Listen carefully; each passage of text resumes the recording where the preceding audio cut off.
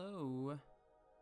I believe I am streaming. It looks like the video is up. I know I'm kind of weirdly picture-in-picture here, but we shall see. I don't think anyone's in yet.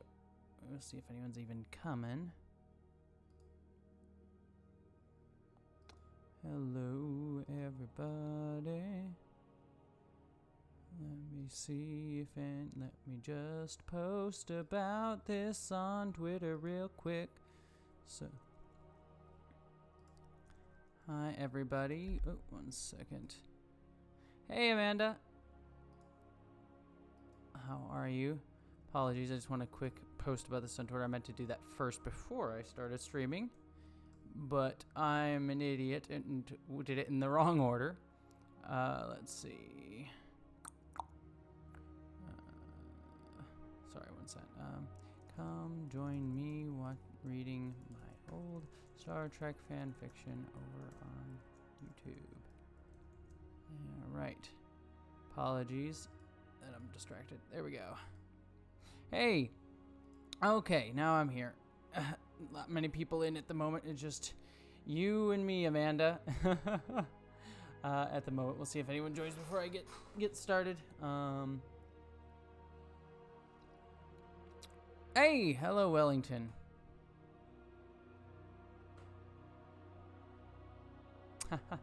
Procrastinating on making dinner. Are you having anything good for dinner? And let me also turn off my own face here so that I can, there we go. So that you don't have to see a picture-in-picture of that. Cool. How are you doing, Wellington? And like I said, Amanda, you making anything fun for dinner?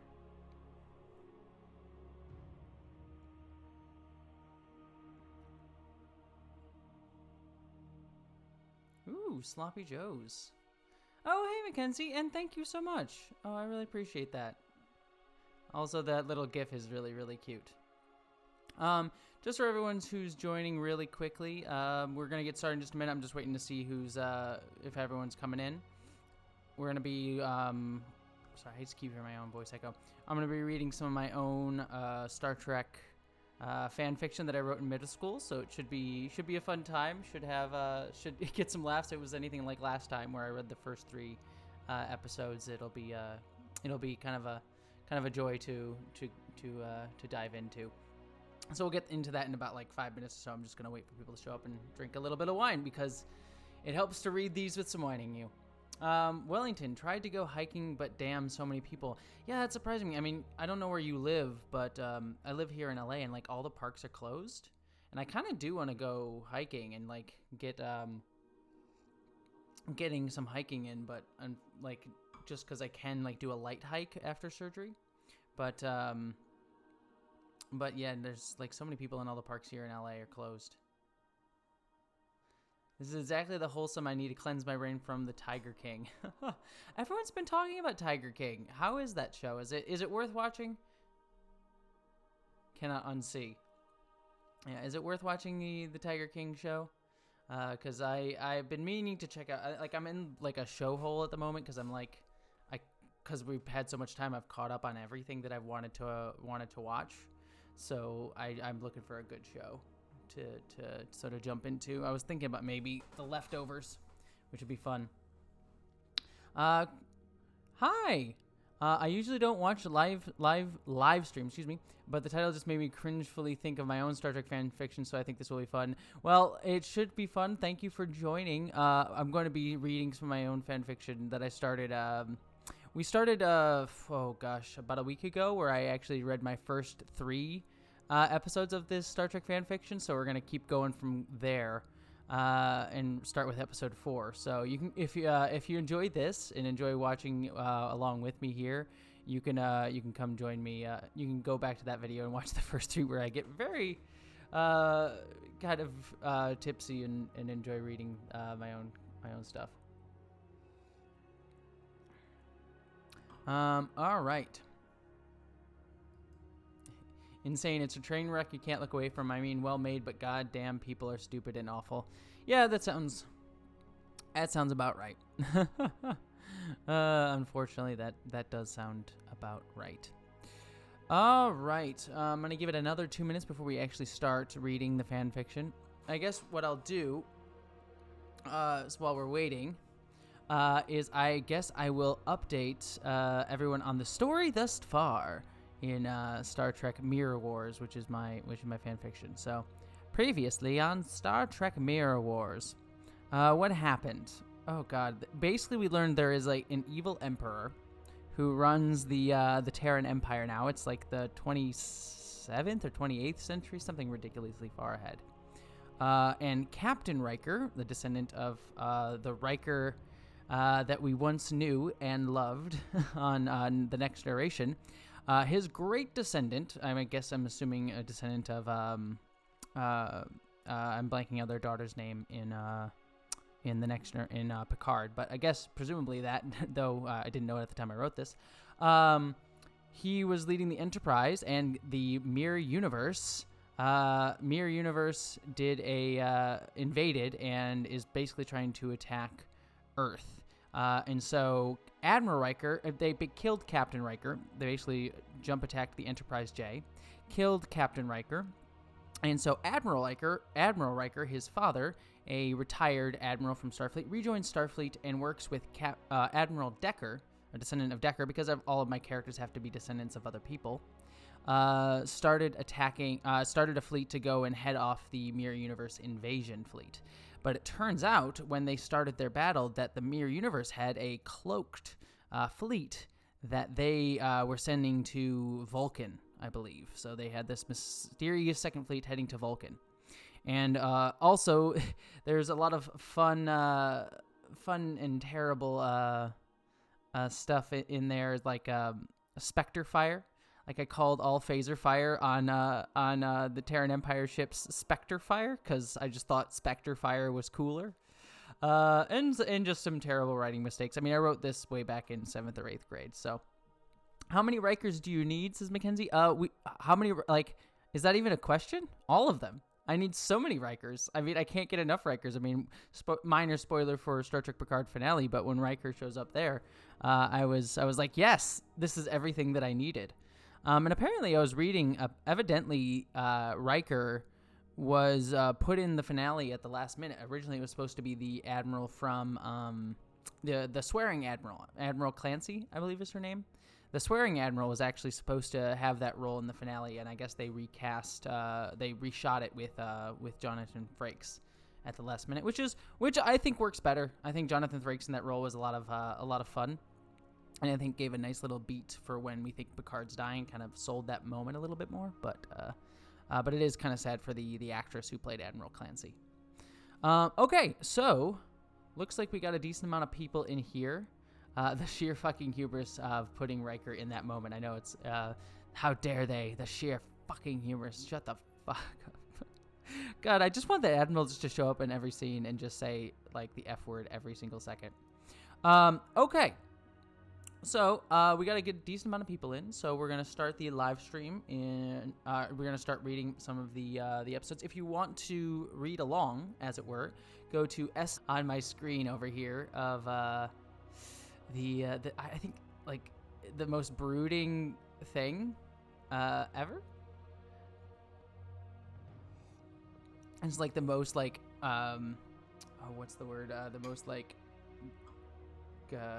dark, like, teenage Jesse that you could get.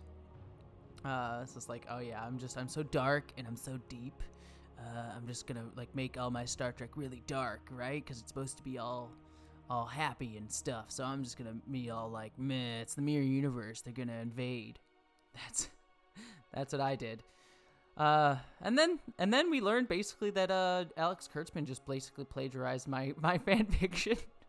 I had so many ideas that were in my fan fiction that apparently got used on the actual show Star Trek Picard and Star Trek Discovery. It's kind of funny, just weirdly. I doubt anyone read this fan fiction, but it's just kind of funny that I was very prescient. I could have written for Star Trek Picard and Star Trek Discovery. Maybe one day. That's the hope. That's the dream. Okay. So, let's dive in. Also, I put some music on in the background How is that for everybody? Is it the right level of music? I can turn it up, I can turn it down. So if you guys like the music as like nice little background music, just let me know and I can adjust if it gets ever too loud or too quiet at any points. All right, let's do this. And for anyone who's wondering, I am drinking, Pinot Grigio, Grape and Vine Wine Company, the cheapest white wine that money could buy from my local CVS, because that's all that's open around me and doesn't require a line down the street for a billion people to get into because everyone's social distancing. Hey, Seal, good to have you here. I'm glad that you were able to join. Also, if everyone can take a second and hit the like button, that sort of helps this get boosted in the algorithm so that people may be able to see it. So if you could do that. Oh my gosh, I forgot how many pop-ups are on this old tripod site. All right.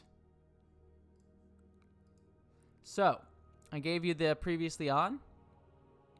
Don't worry, Seal, you didn't miss anything. Like I said, excuse me, my apologies if I say your name, Christiliana.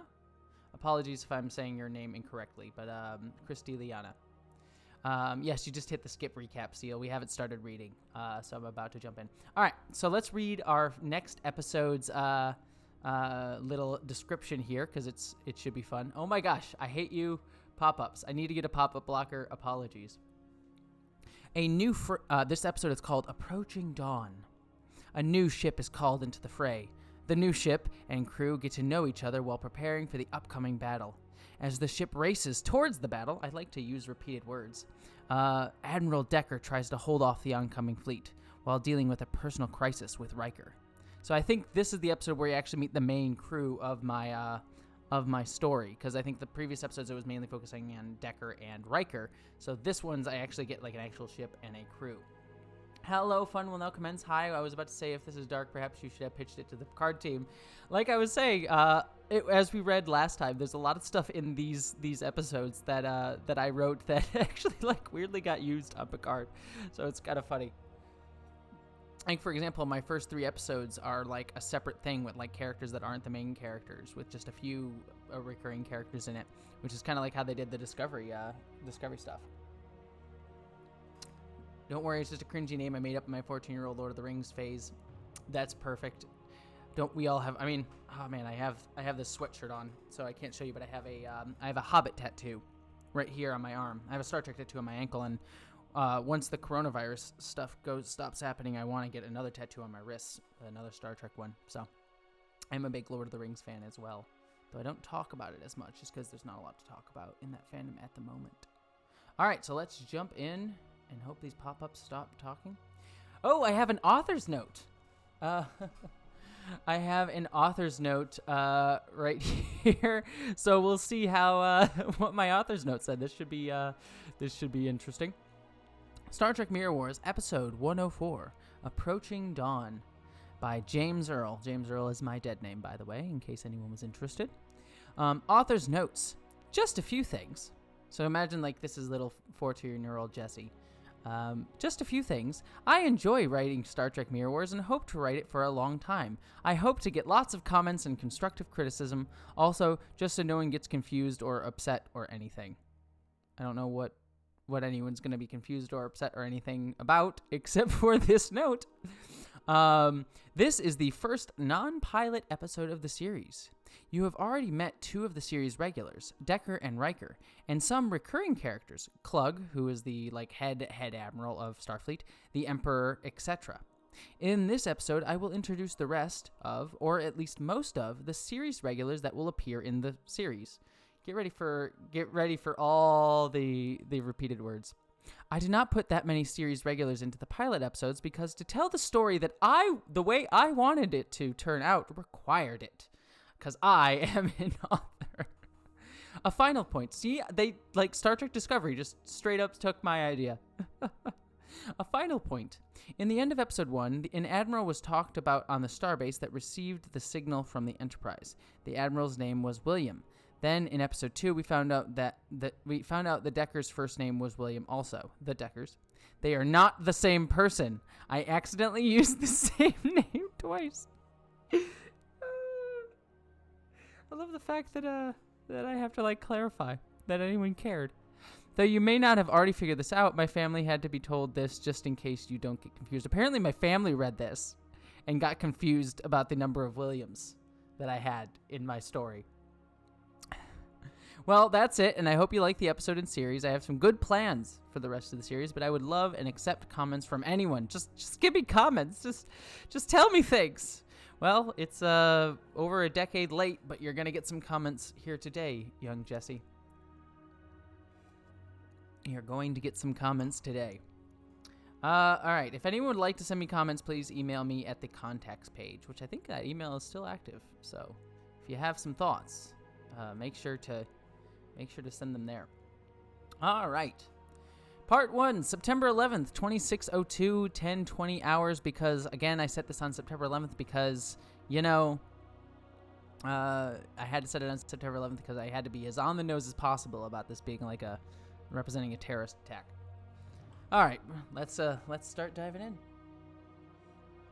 I need a drink before I do this. We do crave attention, Seal. We do crave attention. And also, Mackenzie had this weird AU fanfic where Dax was a vampire and Kira was a werewolf. I cringed to think of it. Actually, that sounds wonderful. Absolutely wonderful. I would totally read that AU fanfic. All right. Let's actually jump in. Let me quick refresh my wine. Sorry, I keep delaying the inevitable.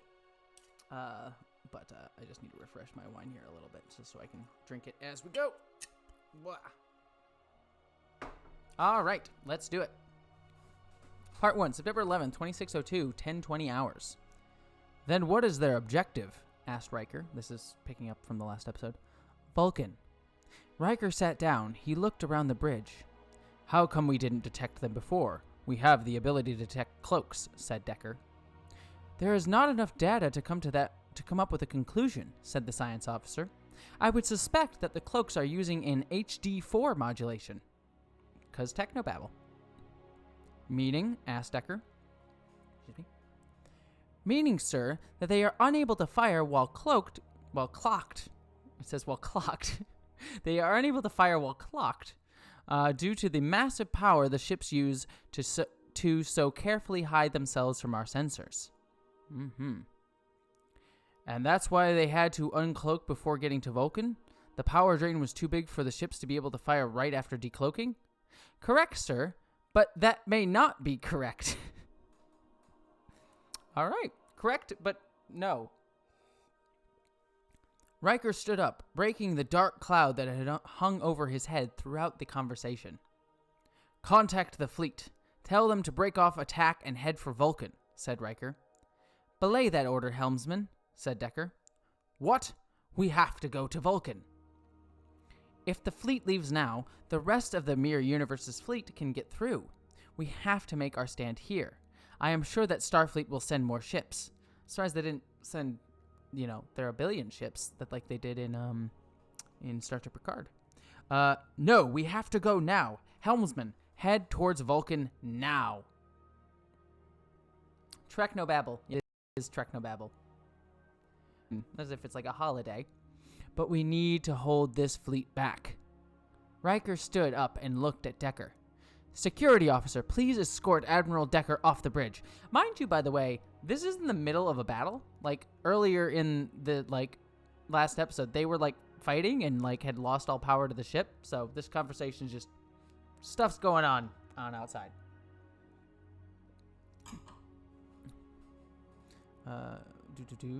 Decker was shocked. How could his friend do this? Decker understood the need to go to Vulcan, but it shouldn't have clouded Riker's judgment this much. What was on Vulcan that Riker was so intent on protecting? Foreshadowing. Also, Vulcan getting attacked. Huh, I wonder who took that for their movie that came out in 2009. Huh? Anyways. Let's see. The security officer stood and started to walk towards Decker when Decker said, Belay that order. I think that Admiral Riker's judgment has been impaired. Please escort him to his quarters. We got a nice little standoff here. What's the security officer going to do? The security officer stood, frozen for a few seconds, but then he turned to Riker. Please come with me, sir. Riker looked at Decker with anger in his eyes. Decker felt those eyes burned into his soul. What had made his friend so angry and have such horrible judgment as to want to send Decker away? Excuse me. Apologies, I'm burping a little bit because of the wine. I'll have to slow down on that. Yeah, dang it. Abrams owes me. Let's see. Riker and the security officer stepped onto the bridge transporter. In a few seconds, they were gone. Decker sat down in the command chair. Decker was surprised that throughout the entire conversation, the enemy ships had barely fired on them. 'Cause convenient. Decker pressed his badge. Decker to engineering, how long until we have the weapons back online? Any minute now, sir. Oh, I should do a Scotty voice. Any minute now, sir. This is so totally not a Scottish accent. This is just a British one. I guess this is my engineer. Oh, it's morphing into something else now. This is a very stable accent. It's totally not changing from time to time as I keep going. Anyways, this weird amorphous accent that's really from nowhere is going to be my engineer. Any minute now, sir. Sir, we found the chief engineer in the Jeffries tube almost dead. Sir, they were shot. Then Decker's assumptions were confirmed. They had a traitor on board. Sure. Make sure all engineers that are in the tubes have a phaser and, if possible, one of the security teams with them. Just like a whole security team. Whole security team in the Jeffries tube with them. Aye, sir. We will have the weapons back online soon. It's like a weird Malcolm Reed impression. I don't know what I'm doing here. Decker looked at the helmsman. Back us away from the battle until our weapons are back online. We can't do anything until then. Aye, sir. Put the battle on screen. As Decker watched the horror on screen, he wondered about Riker. Not about the millions of people dying, but about Riker. Why had Riker wanted to go to Vulcan so badly? His friend was a smart man and knew better than to leave an enemy fleet open to attack anywhere they wanted. He and Riker were old friends, and Riker was like a father to Decker. Because I have to beat that like point home here. Minutes seemed like hours, no days. Minutes that seemed like hours, no days passed. Decker watched as ships that Decker had many friends on, risked their lives to defend the Federation.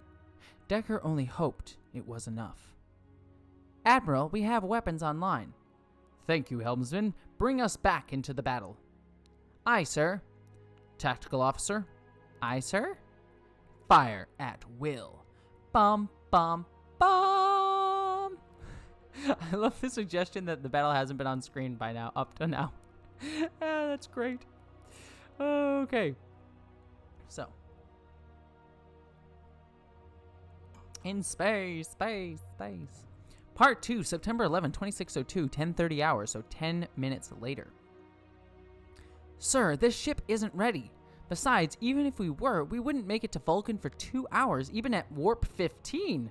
Oh man, they're going warp 15. I'm definitely not paying attention to any Star Trek canon rules there. According to sensors, the enemy fleet will be there in 25 minutes.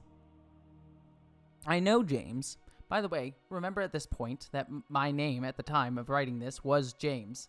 So, I wonder who the character insert character is, and I wonder who the character James is going to be. Is he going to be the captain, the most important character on the show? I wonder. Let's keep reading. I know, James, but with most of Starfleet tied up with the other fleet, we need to send any and every ship that can fire a phaser and travel at warp 10, said Admiral Killari? We still had another 2 weeks before we were supposed to go on our maiden voyage. The Majestic isn't ready. I don't even have my entire senior staff. I only have a helmsman, a science officer, the tactical officer, and my first officer. Look, James, we need the Majestic. I know it is your first command, but we need you. You're, just like you are, like, I didn't spell. I'm just trying to point out the inherent problems. He's not James Kirk, so at the very least, he's not a Kirk. I didn't go that far, thankfully. Let's see. Also, by the way, that was the one thing that I was really angry. Like, I was very indignant about that fact in Star Trek 2009, that they name him Jim Kirk in that movie and not James Kirk, and his name is actually James Kirk and his nickname is Jim. But no, apparently Thor is just like, no, let's name him Jim Kirk. And I was very upset because I was like, no, I guess my name isn't the name of Kirk anymore. Very sad. Anyways, sorry. Tangent. All right. I should actually read the thing. Look, James, we need the Majestic. I know it is your first command, but we need you. You're to head to Vulcan at Warp 15 in 10 minutes. Prepare your ship. Kilari out. As the hollow image of Kilari disappeared, Captain James Obeska, because Obeska is like a faux Polish name, shook his head. He tapped his desk communicator. Ensign Henry. Henry here. What is it? What is it, Captain? So, not Ensign Harry Kim, Ensign Henry. James and Henry were old friends.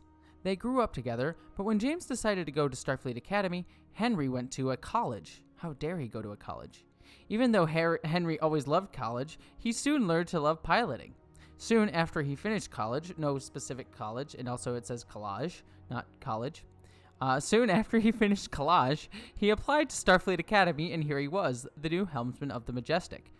I think that like Starfleet Academy would like also teach you college stuff, but whatever. I guess it is like the military. See, at least I'm like kind of delineating that Starfleet and like civilian stuff is separate. So I'm like building out that. So art collage. Great. Prepare the Majestic for departure. Set a course for Vulcan, Warp 15. Aye, Captain. Henry out. A few minutes later, they were at Warp. Obeska decided to look over the design schematics of the Majestic one last time before his first time bringing her out on her first mission and her first battle. He just hoped that this wasn't her first mission, that this was only her first mission, not her lat. I'm assuming I meant last, but I said lat. He turned on his hollow imaging screen. A model of the Majestic hovered in front of him. The Majestic was a Templar-class ship. 12 torpedo cannons, 6 phaser cannons, and 3 warp nacelles. A whole frickin' 3. It had a maximum speed of warp 15 and was the third ship to have the honor of being a Templar class. The first Templar class ship, the USS Templar, was destroyed at a battle with the Borg. The second was the USS Enterprise O. James had heard of the recent destruction of the Enterprise and was upset by the news. He had a few friends on the ship. He hadn't contacted them in a while, and now he regretted it with all of his heart. A noise got James out of his thought. Got some pop-ups. May I come in? James knew who it was. Come in. The door of the captain's ready room opened. Good morning, James. Good morning, Sarah. Sarah Perlark was James's wife and the first officer of the Majestic, because that's not going to create conflicts of interest at all.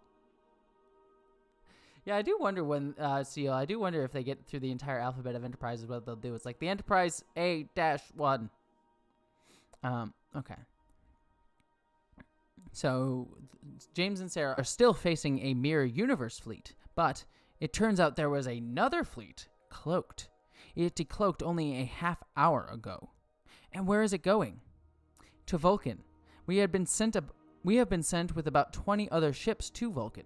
We won't arrive in time to face the ships, but the other ships will. Did you explain that we aren't ready for battle? I tried. They still need us. Bum, bum, bum. Sorry, got all these freaking pop-ups. Part 3, September 11th, 2602, 10:45 hours. James and Sarah walked onto the bridge. James sat down in his captain's chair. It wasn't the first time he sat in this chair, but it felt different now. Before, he was a captain of a docked ship with nothing to do. But now, there was a mix of excitement and dread in the air. Actually, that's not half bad. I actually, I wrote a coherent paragraph that actually did like a decent character arc there. Look at me. It's learning to be a writer. How much longer till we get to Vulcan, Henry? An hour and a half. James leaned over to Sarah. I better make an announcement to the crew. James pressed the intercom button that let him talk to the entire crew. Strange that such a small button could make or break a crew's morale.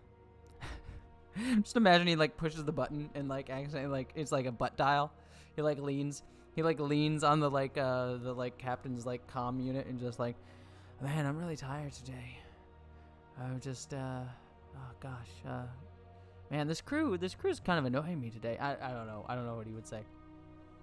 Enterprise Double D. Oh my god, yes.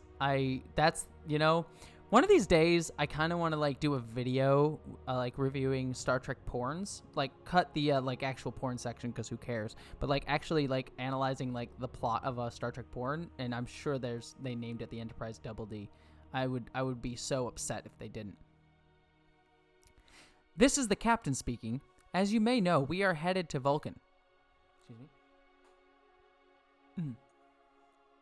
You are most likely aware of the Mirror Universe attack on our universe. Well, it turns out that Vulcan was their main target. We have been sent to Vulcan to protect it at all costs. I have only been your captain, but I hope you will give me the loyalty and cooperation that I know all of you have shown. I have only been your I don't know what he's trying to say there. We are Starfleet's best and brightest. Now let's show it to the Mirror Universe. He let go of the button. Again, he felt that strange feeling of dread, but this time, he was prepared for it. Bum, bum, bum. Part 4, September 11, 2602, 10:55 hours. Vulcan floated in space, a tiny speck in the infinite sea of the universe. But above that tiny speck, 20 ships waited. They waited for what could be their deaths. They all knew it, and they accepted it. All of them now waited for an answer. They didn't have to wait long. Blue lights came out of nowhere as if space itself opened up. And out of the blue light, which some called warp travel, at least I'm being very open, it's like, not everyone calls it warp travel, there are other species too. So yeah, don't forget about that. Came the doom. Bum, bum, bum. I keep saying bum, bum, bum. I'll stop that. It's a silly joke. Part 5, September 11, 2602, 1100 hours. The battle, so that's 5 minutes later. The battle wasn't going well, Decker knew. Both sides of the battle had lost many ships, but the Mirror Universe was pushing through. He knew that if the enemy forces broke through to Vulcan, all was lost. So there's a secret cloak fleet that went off to Vulcan. But then there's this other fleet that's battling the bulk of Starfleet's main fleet that is also trying to break through to get to Vulcan. Not like a separate place. Whatever. I mean, I guess it like diverts Starfleet's attention. You know what? Maybe I shouldn't analyze the like ship tactics of a middle schooler's fan fiction. I don't know. Shields are at 20%, Admiral. How is the fleet doing? A third of the fleet has been destroyed, the same with the enemy. So it's like equally weighted. Just then the entire ship shook. Decker's helmsman flew into the sky. Into the sky. The sky that's on the ship, evidently. And landed with a crunch. Ooh. Decker could tell just by the sound that he was dead. Decker went over the helm. Whew. I killed an officer with a crunching sound. Isn't that fun? Prepare to ram into the lead ship, said Decker. So Decker's just going full on. He's like, you know what? My helmsman's dead. I'm just going full bore. Just like, let's just ram him. I'm done. Let's just right down their stern. I'm just gonna hit him. Oh my gosh. I'm excited for the next scene. I get to bring up my Emperor Palpatine voice. Part 6, September 11th, 2602, 1200 hours. The Emperor watched the terrible destruction above Vulcan from the main view screen. So just imagine that, like, Star Wars music, like, for the Emperor, like, ho, ho, ho. Just imagine that going on in the background of the scene. So wonderful. Watch those fools fight for their lives. They don't stand a chance. Mwahaha. Strike me down and I shall become more powerful. If his forces won Vulcan, the war would be over before it even began.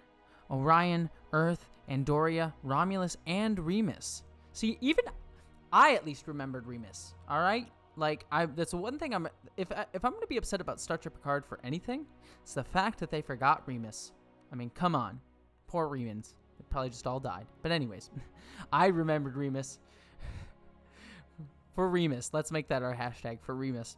Soon they would all fall under the power of his grip. He would control not only one universe, but also an empire that was so huge only 2 universes could hold it. And he could do whatever he wanted. He would not only leave a legacy, but a remaining fear for all eternity. Soon, so soon, he knew it would all come to pass, and he would be right in the forefront.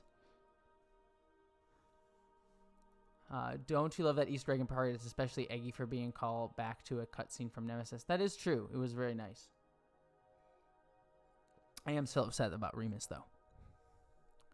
Also, I could do a whole diatribe on Remus about the fact that there's this whole, like, slave race within Star Trek that's vilified, which is kind of upsetting. Like, they're evil elves, and, like, they're vilified, even though, like, they're kind of right in Star Trek Nemesis. But whatever, I digress. Part 7, September 11, 2602, 12:15 hours. I don't know what it means right in the forefront, Wellington. I don't even think I knew what it meant when I wrote it. Coming up on Vulcan, sir, said Henry. Drop us out of warp. Raise shields and phasers and torpedo bays. What James was about to see was a horror to his eyes. Starfleet ships being destroyed left and right. Red alert, battle stations. As the ship's claxons wailed and the Majestic took its first hits, James said one last thing to his bridge crew before going into battle. Time to start making a difference. Episode ends. So yeah, we got our crew of the USS Majestic showing up to take names and kick butt, and also all the pop-ups. All right, so we're going to go and start reading the next episode. It's called Seeing in the Dark. As the battle rages on, the remnants of the original fleet race towards Vulcan. Admiral Decker and Admiral Riker push the fleet to the limit. Before we keep going on that, I just need to do one quick thing on my computer.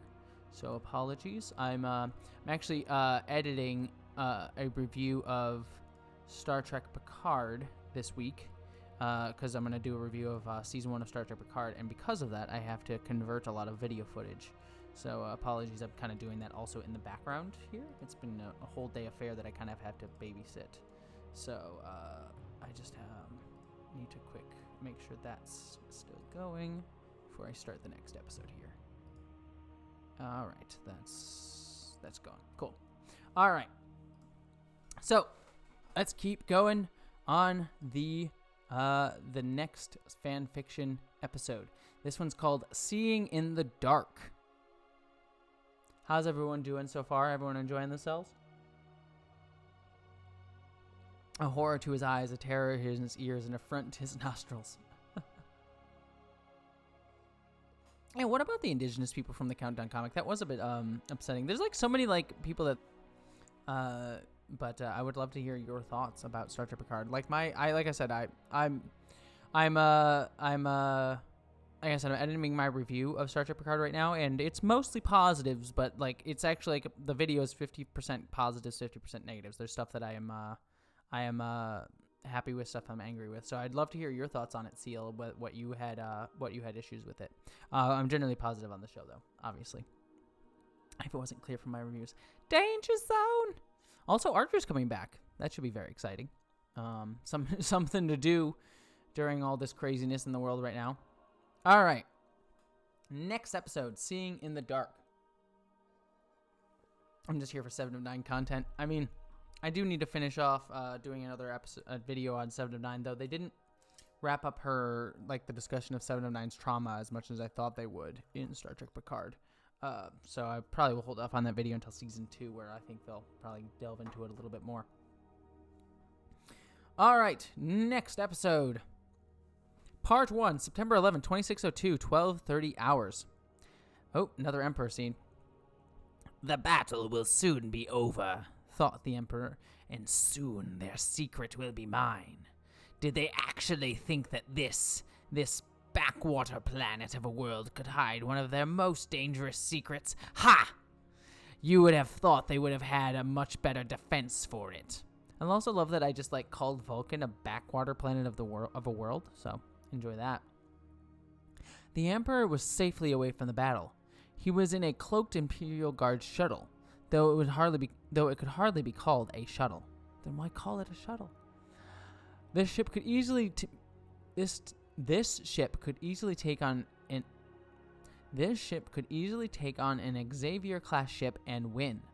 But that is not why he was in the shuttle.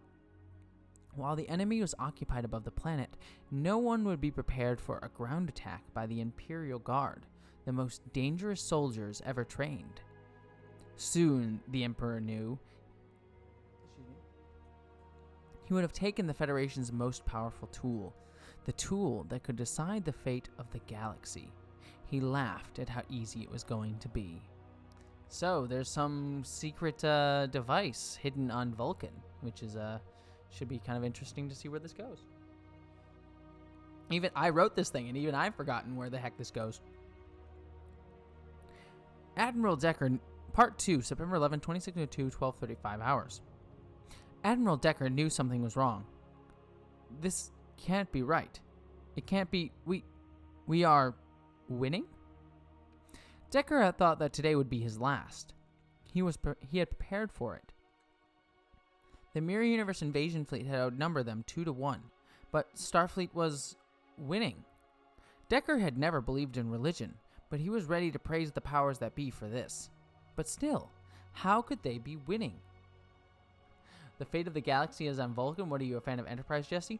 Oh, just a little bit. You know, Enterprise isn't one of my favorite series at all. Yes, the MacGuffin.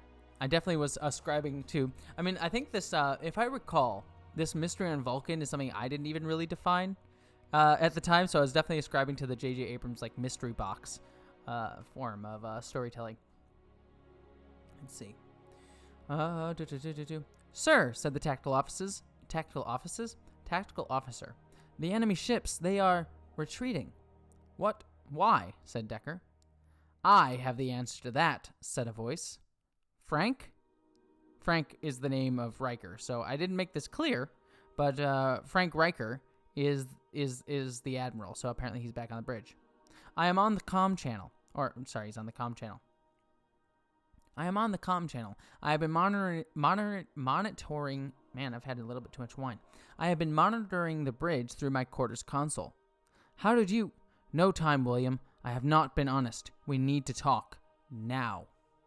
Bomb. Starfleet officers keeping things from people? What is this, Star Trek Picard?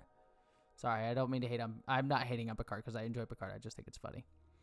Part 3, September 11, 2602, 12:40 hours. Torpedoes full spread on that ship, said James Obeska. I love slurry, Jesse. Apologies. Aye, sir, said Furby Turkal. So apparently the tactical officer on this ship is Furby Turkal. I was very bad at naming things. I still to this day, whenever I write fiction, I can never come up with names. I'm honestly atrocious at names. Why am I blanking on her name? J.K. Rowling. You can say many things about J.K. Rowling, but she's great at coming up with names. A few seconds later, direct hit, Captain, came from Furby's lips. I love you. I'm sorry, Wellington, I just saw your comment and he's a furry. Oh, boy. The bridge was showered with sparks as another volley hit the USS Majestic. Shields are at 35%. Structural integrity is holding. Helm, bring us to bear on the lead ship, said James. Aye, sir. Tactical, fire everything we have at the lead ship. Firing. On screen, an onslaught of weapons hit the lead ship. Seconds later, it was gone in a fireball that was quickly extinguished in the vacuum of space. Let's just keep this up, thought James. You just destroyed the lead ship. Like, come on. You're doing fine. You're doing fine here. Part 4, September 11th, 2602, 1300 hours. Decker was horrified. How could this be? What Riker had just told him was amazing, yet disgusting at the same time. Don't expect an answer to it because I don't ever get back to it. Are you sure?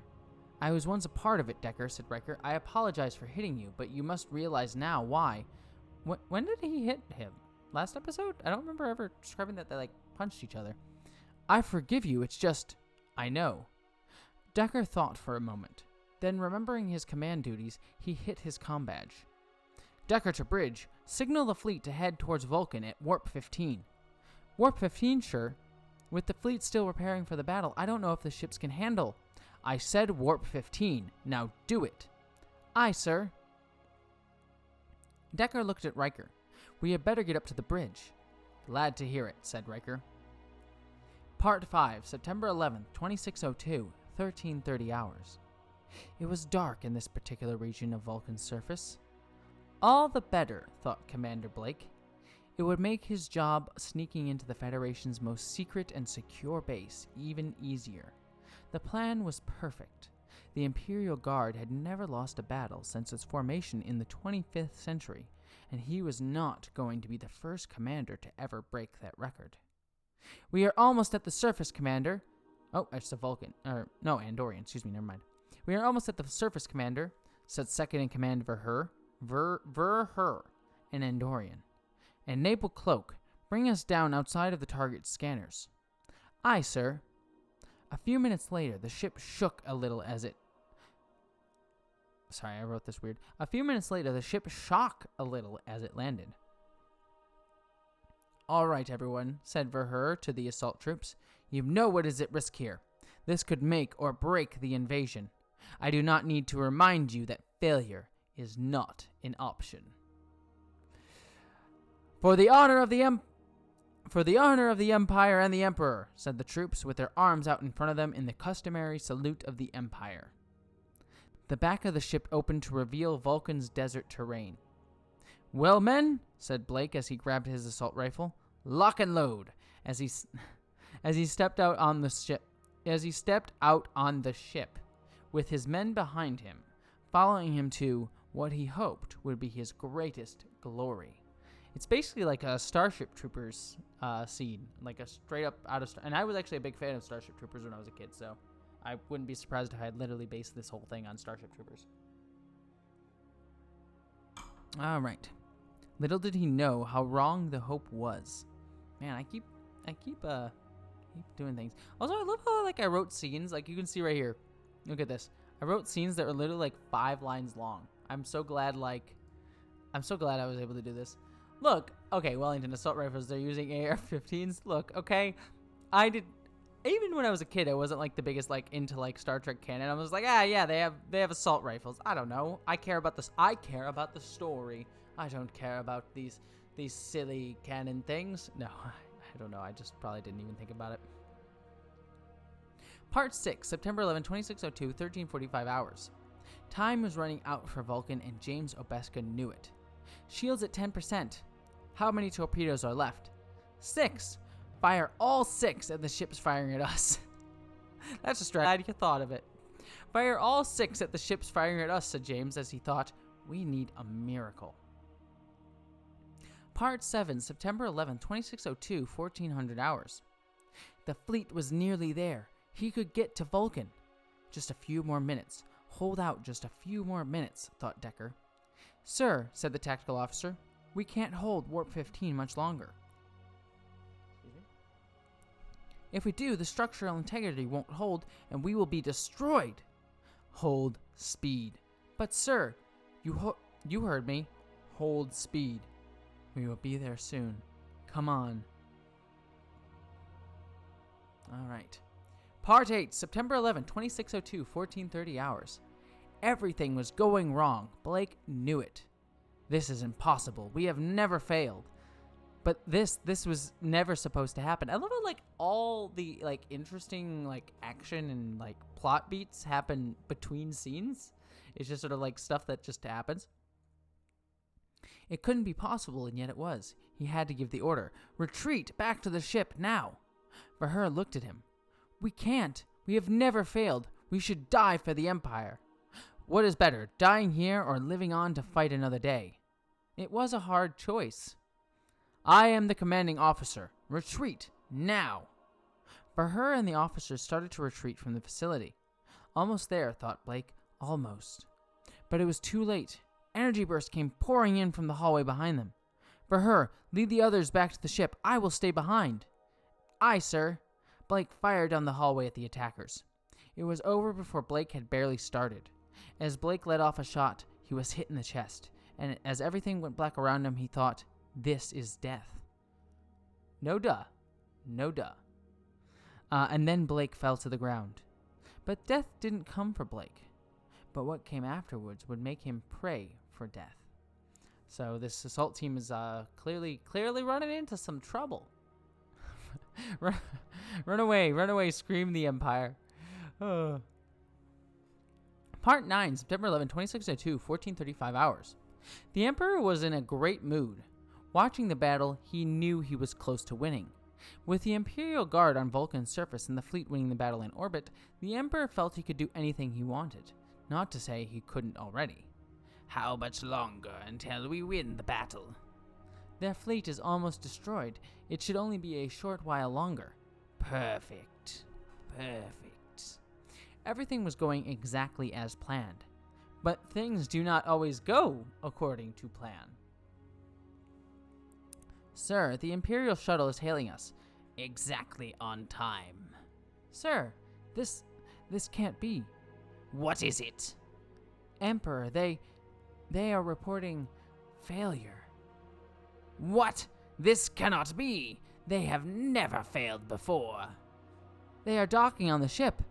Send Commander Blake up here immediately. A console then bleeped. What is it now? Oh, sorry, excuse me. What is it now? Sir, said the woman. Sir, said the women, fearing for her life. A fleet of 30 has just warped in. They are destroying our fleet. What? Everything was going perfectly. Perfectly! How could this be happening? Ah! It's all going to crap. The plan is ruined. Alright. They have reported gasp failure.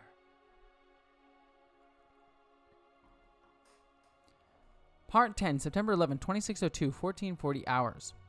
Sir, another Flar fleet? Yeah, this is slurry, Jesse. Apologies. Sir, another Starfleet fleet is coming in at warp. What? This is great, said Sarah Perlark. We are receiving a hail. On screen, said James Abeska. A holographic image of Admiral William Decker appeared on the Majestic's bridge. This is Admiral William Decker. We are here to help. James had just gotten his miracle. Oh, this is wonderful. Part 11, September 11, 2602, 1500 hours. The fight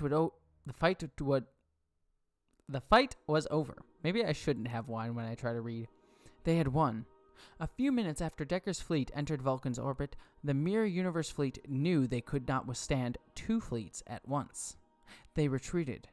No one knew where they were headed, but most, at least for the moment, didn't care. We won, thought James. Against all odds, they had won. Captain, said Furby. Incoming hail from Admiral Decker to all ships. Again, in front of James, a holographic version of Decker appeared. Fleet, we have won the battle, but this was only the first wave of attack from the enemy. We must be prepared for an all-out war. I just received an order from Starfleet HQ. We are to head towards Earth for repairs and preparation for battle. We will leave at 15:15 hours. Decker out. As the old saying goes, thought James, we have won the battle, but we have not won the war. Oh boy, this is wonderful. All right. Part 12, September ? 2602 ? Hours. This is how you know things are mysterious, because I put question marks in the time area. Blake awoke. He couldn't see, but was sitting. But where? And as his eyes adjusted to the light, he looked around. It was a small room with nothing in it but the chair he was sitting in. A doorway was off to the right side. Blake tried to stand, but realized he was tied up. He struggled with the bonds. I wouldn't do that. Commander Blake, isn't it? Congratulations on your promotion, said a voice behind him. Who are you? Who are you, and how do you know that I was recently promoted? Oh, Commander, we know more than you think. As for whom I am worse than your worst nightmare. Blake doubted that, but soon enough, he realized how wrong he had been. To be continued. Bom, bom, bom. Oh, sorry, I got... How many lights are there? There are 4 lights. Oh. So yeah, that was that episode. So yeah, we basically got like some weird, mysterious mystery box stuff. Wellington Smith. Yeah, it was Section 31. I don't know if I ever get back to it within the story that I'm telling, but yeah, I think the intention was that this like mysterious group here was Section 31.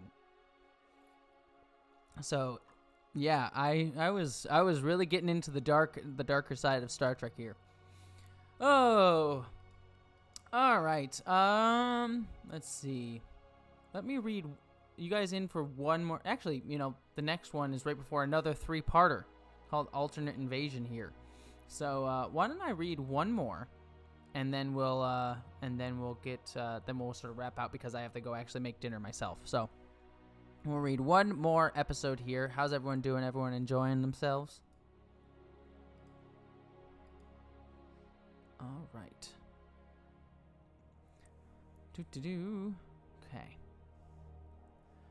Ooh, I have a captain's log in here. This is going to be so much more fun. Oh, Jay, thank you very much. You are such a sweetheart, Jesse. I really appreciate that. All right.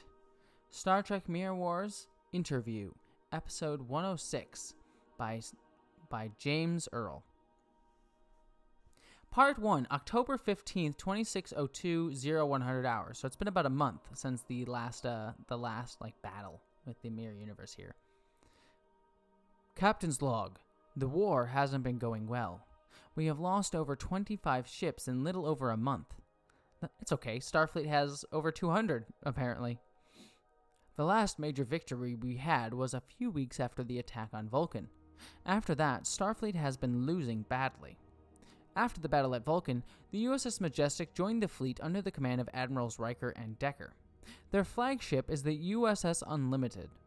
I have served with Decker before during the Romulan crisis.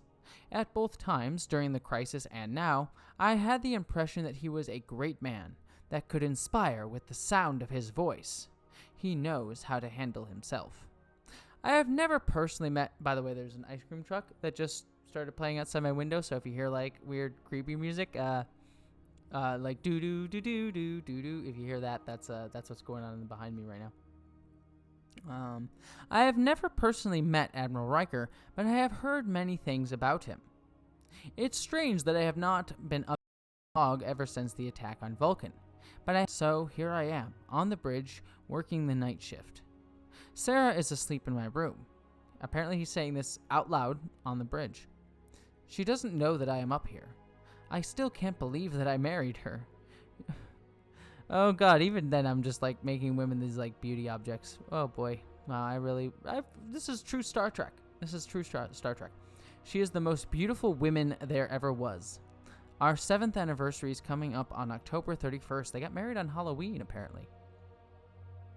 I don't know what to do since the war is going on. Still, I have to do something. Ah, well, it will come to me. So there's like a marriage, like, anniversary storyline going on in the middle of my, like, in the middle of my, like, big war storyline. Right now, the fleet is headed towards the Kartak system, where we are meeting the USS Bargain. I love that. The USS Bargain, that's like the serious, like, weirdest Starfleet ship name ever. Admiral Hansen is on the Bargain and is coming to the fleet for an unknown reason. It seems that his mission is of great importance. I guess that is all I have to say for now. It's good to finally get a login. Computer, end log. She was the most beautiful woman. The most beautiful woman there ever was. Part 5, October 15, 2602, 0800 hours. Sarah Perlark awoke to find herself alone in her and James's quarters. She was surprised at first, then saw the note on the bedside table. She quickly read it. Sarah, I couldn't sleep last night. I am working the night shift tonight. I'll see you when you get up. Love, James. Sarah wasn't worried about James. He always didn't sleep very long. Many times before, James had often not been able to sleep. Lately, more and more, James had gotten up in the night and couldn't go to sleep. Usually, it was just nervousness. Sarah got out of bed and got into the shower. Most people used instant showers, much quicker and more reliable to get you clean, but Sarah had always preferred the old-fashioned water showers. It felt good to the skin. A few minutes later, I don't even know why, apparently I just had to have a naked woman in my script. Because, again, this is Star Trek, and I was an Enterprise fan, so let's just have some naked women. A few minutes later, she got out of the shower and dried off. She put on her uniform and went up to the bridge. She saw James sitting in the captain's chair. She sat down in the chair next to him and leaned over to him so only he could hear. Couldn't sleep, she asked. Yes. I love how she's asking him the question that he had already answered in his note. Yes. Just make sure you get some tonight, okay? He looked at her. I promise. Good. Where are we heading? Well, in a few minutes we will be picking up Admiral Hansen. I wonder why he wants to come to the First Fleet. He must have his hands tied at Starfleet HQ. James nodded and turned to see Henry Teller, his best friend, walk onto the bridge. I do like this idea that, I have the captain friends with an ensign. It's weird power dynamics at play, but it's kind of fun. And actually, the Orville kind of stole that too. I think Henry's supposed to be the helmsman, and isn't the captain of the Orville also friends with the helmsman on that show as well? So everybody's just stealing from Jesse. Doesn't matter if you're the Orville. It doesn't matter if you're Alex Kurtzman on Star Trek. Everyone's just stealing my stuff. Let's see. Same to you. How much longer until we pick up Admiral Hansen? Henry asked as he sat down in the helmsman's chair. We should be dropping out of Warp 8 about now. No sooner had he finished his sentence than the ship dropped out of warp automatically as it was programmed to do. Well, I'm glad that, Henry's job is totally useful as the helmsman. He just was like, yeah, we'll go here. It's fine. Sir, said Con Officer Z-Bar, we are getting a hail from the bargain. Speak of the devil, said James. Put him through. A holographic image of Admiral Hansen appeared in the front of the bridge. Again, I'm using a lot of holograms, just like Discovery. He was an older man in his 60s with little to no gray hair on his beard. He looked at James. Captain, you and I need to talk immediately.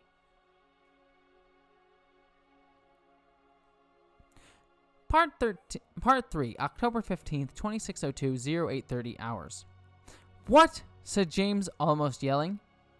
We have reason to believe that there is a spy on your ship, said Hansen. James, Sarah, and Hansen were all in James's ready room. Sir, I can assure you that no one on this ship is a spy. Are you sure? Yes, I am sure. Then you may want to look at this report. Hansen handed James a pad. James read it with utter shock. This report is accurate? 100%. Wait, what did that report say? Asked Sarah. She's just very much I need to read that right now. Just hand it to me. Exactly 10 days ago, a message was sent from your ship but that is impossible. We track all the messages coming from the ship. As I was saying, you inconsiderate jerk who interrupts me in the middle of my sentences, the message was heavily encrypted and could not be detected by the ship's computer. The only reason we know about the message is because the USS Bargain intercepted the message because it was in the same system that the message was being sent to. It was following the enemy fleet doing reconnaissance work. What do you propose to do, sir? Asked James. I plan to hold an investigation on your ship. So this is going to be oh god, what's the episode of Star Trek The Next Generation where they have the trials and stuff? Yeah. Wait, what if they're a spy and don't know it? Oh gosh. Fun. All right. Yeah, this is basically going to be like that episode. Part 4, October 15th, 2602. Yes, drumhead. Thank you, Seal. I appreciate that. 1,000 hours. State your name, rank, and duties aboard the Majestic, said Hansen. My name is Ensign Kenir Furlong, helmsman of the Majestic. Where were you on October 10th, 2602 at 0100 hours? Well, I am off duty at that time, so I must have been asleep in my quarters. Because apparently when you're off duty, all you do is sleep on a Federation ship. Are you sure? Positive. Hypothetically speaking, could you have been in Jeffrey's tube number 7, rerouting the communications console? Communications console to send an encrypted message to the enemy? I'm sorry, I love how that's just like a complete escalation, immediately. It's like, hypothetically speaking, could you have been in Jeffrey's tube number 7 committing, a betrayal of all of Starfleet? Whatever. It's just a hypothetical. What? I was in my quarters, I am sure of it. Why? Don't lie to me. I checked the computer's records. The computer never recorded you entering your quarters until 0300 hours. Now, where were you? And don't lie to me. Furlong looked nervous. James was sitting in a chair in the corner of the room. He was still shocked that one of his crew could be a spy. I was in the deck. Oh no. I was in the holodeck with Ensign Lindsay. She and I have been secretly dating for a few months now. Oh no, they were dating and he didn't want anyone to know. It was so like a little middle schooler. It was so embarrassing. I don't want them to know. Let's see. And why did you hide that? Because, sir, for one, I just came onto the Majestic 2 months ago from Starfleet Academy. Lindsay has an admiral for her father that you are known to be good friends with. I didn't you to tell her. I was told long ago that if I was ever seen near Lindsay again, he would make sure that my career in Starfleet would be brief. Aww. Wow, this is very no dating my daughter. Oh boy. Ha! I bet it's all lies. Oh jeez. Something like that isn't worth lying over when your freedom is at stake. I didn't know that the computer records when you are in your quarters. I thought I could get away with. Liar! I know you are the one. I can see it in your eyes. You are weak and cowardly. You should be locked. This is very much like the drumhead. Just as well written. Just as well written as that episode. Just like all the nuance of the situation. Enough, yelled James. This is an investigation, not a trial. He is innocent until proven guilty. James turned towards Furlong. You are dismissed. As Furlong left, Hansen turned towards James. Captain, you are also dismissed. What? Part 5, October 15th, 2602, 10:30 hours. A few minutes later, James was in the ship's lounge, having a drink. Next to him sat Henry Teller, who was off duty. So, I'm assuming James is, as the captain of the ship, not on duty right now, having a drink? Someone is a spy on the Majestic, said Henry. Impossible. I'm glad they're just letting this information out, like everyone knows. It is true. We have the proof, but it is so hard to believe. I know. I mean, anyone could be a spy, couldn't they?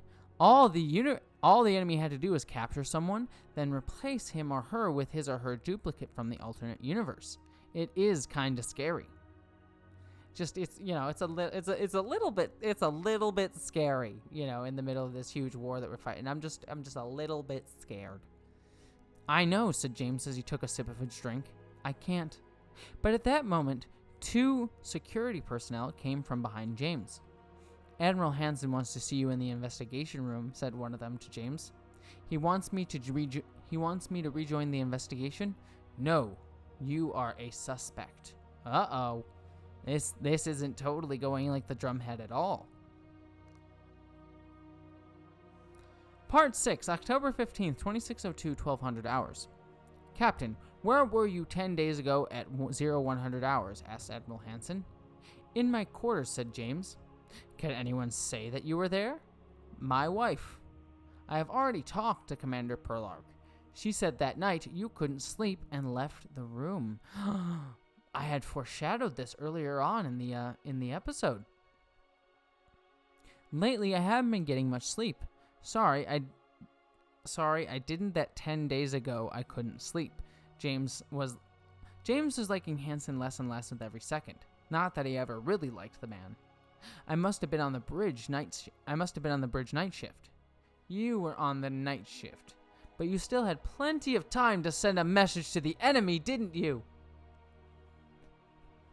What?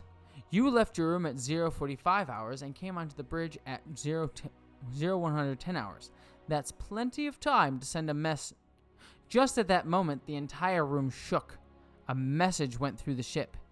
This is First Officer Perlark speaking. The fleet is under attack by enemy ships. Repeat, the fleet is attacked by enemy ships. Battle stations. Admiral Hansen and Captain Obeska, please report to the bridge. Part 7, October 15th, 2602, 1300 hours. The bridge was mangled and battered, but it had survived. James gave a sigh of relief. So I'm not going to depict the battle. It literally was just a way to cut off that scene because I didn't know where it was going to go. Thank God that is over. I just that battle, it happened off screen. It's fine. He looked over at Furby Turkal, the tactical officer. Damage and condition of the fleet. 20 people dead, sir, 12 hurt, 6 of which are in critical condition. Weapons are offline, along with impulse engines.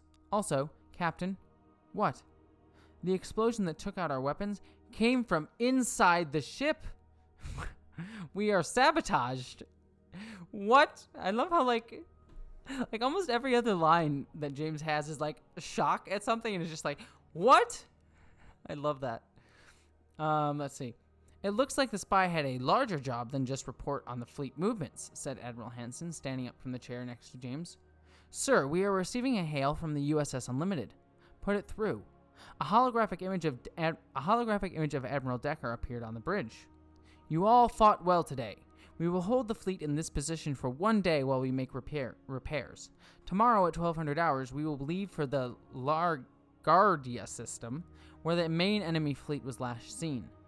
Individual ship orders are, and then all power to the USS Majestic was severed with an explosion that shook the entire ship. Part 8, October 15th, 2602, 1315 hours. Captain James Obeska looked up at the ceiling on the bridge. His head was on fire and he felt his blood on the side of his head. He stood up, but he moved too fast and a surge of pain went through his body. He tried to remember what had happened. Then it all came back. Admiral Decker talking, then an explosion, which sent the entire bridge crew to the floor. He guessed it must have been a few minutes. I was wondering when someone was going to wake up, said a voice behind James. He spun around and looked. No one was there. I am not here, Captain. Behind James, he heard Sarah get up, also listening to the voice. I may not be here, but I am on your ship. I now have complete control of every ship function, including life support. If you want to live, you will do what I say. If not, all I have to do is press a button and all the air on the bridge will be instantly gone, killing you and all on the bridge. You are the spy, aren't you? Very perceptive, Captain. Ooh, he's really digging deep in there. Who are you? One never shows all of his cards, Captain. You should know that. To be continued. Dun dun dun. I'm gonna do that at the end of every episode now, apparently. All right, so that is where we are going to leave off with this reading of Star Trek Mirror Wars. We still have quite a few episodes to get to. 1, 2, 3, 4, 5, 6, and I think there are 2 or 3 more in the next season. So yeah, it's gonna be fun. Yeah, Mirror Universe Tribbles are definitely Furbies. Yeah, they're actually there's actually on retail they sell Mirror Universe Tribbles. In case you didn't know, they have the Mirror Universe Tribbles is just Tribbles, but they have teeth. So yeah, it's actually I wonder if you can find it here. Mirror. I almost bought one because I thought it was funny.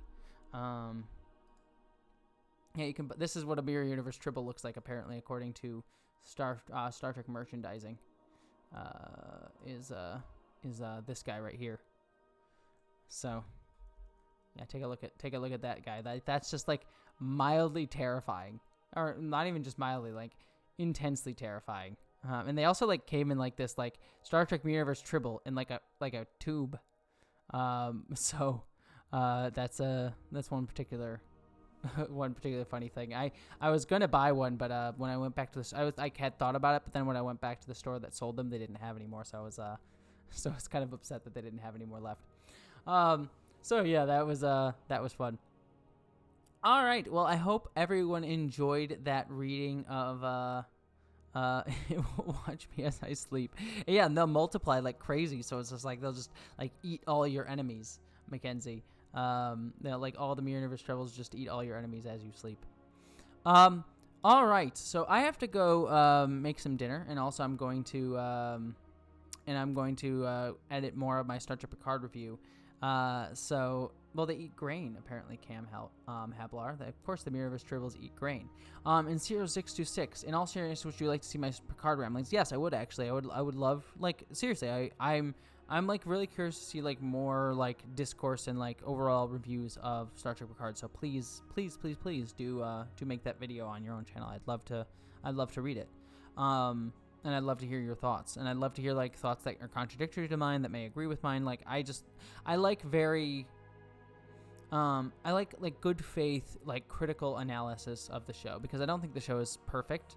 But it's just unfortunate. Like, I was having a problem yesterday with Ketwalski and a few other Star Trek YouTubers, and I got into this, like, huge argument with this guy on Twitter because he just had this, like, terrible bad faith argument about Star Trek Picard. And it was just really annoying because it's like, I like part of the fun of watching a show, that especially if a show's not perfect, is like I enjoy dissecting it. I enjoy saying where it like worked and seeing where it failed, and that's part of the fun, is like breaking down where something worked and failed.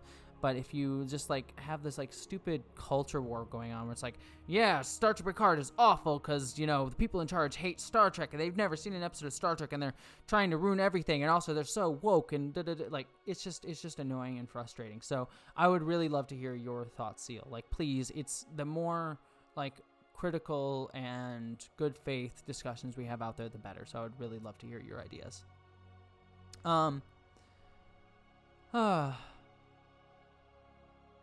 My problem with it just about everywhere is where they didn't do or say enough. And yeah, that's mostly what my review is going to say. I'm editing it now. I'm hoping to get my review of Star Trek Picard up by next Friday.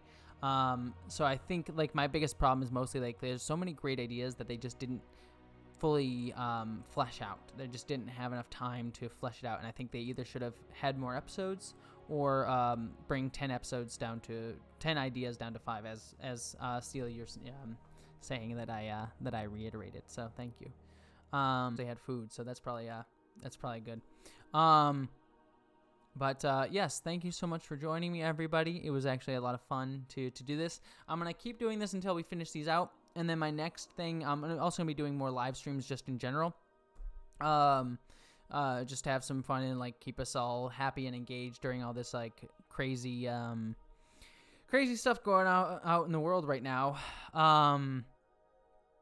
So another thing that I'm going to be doing is I'm also going to try and be streaming Mass Effect, because I know Mass Effect kind of tied into Picard in a weird way. So I'm going to be playing some Mass Effect once I can get the streaming stuff worked out. So hopefully that'll all be fun for everybody. I have some videos coming out this week. Like I said, Star Trek Picard finale review. It'll be coming out at the end of this week. So I hope you guys will all stick around for that. And thank you all, everyone, for having some fun with me. And you guys are all wonderful, and I absolutely love and adore you all. And I enjoy doing this. It's honestly, it keeps my spirits up, because being isolated has been kind of driving me stir crazy. So getting to hang out with all you guys has been a lot of fun. All right, anyways, I'm rambling. Have a wonderful evening, all. Live long and prosper.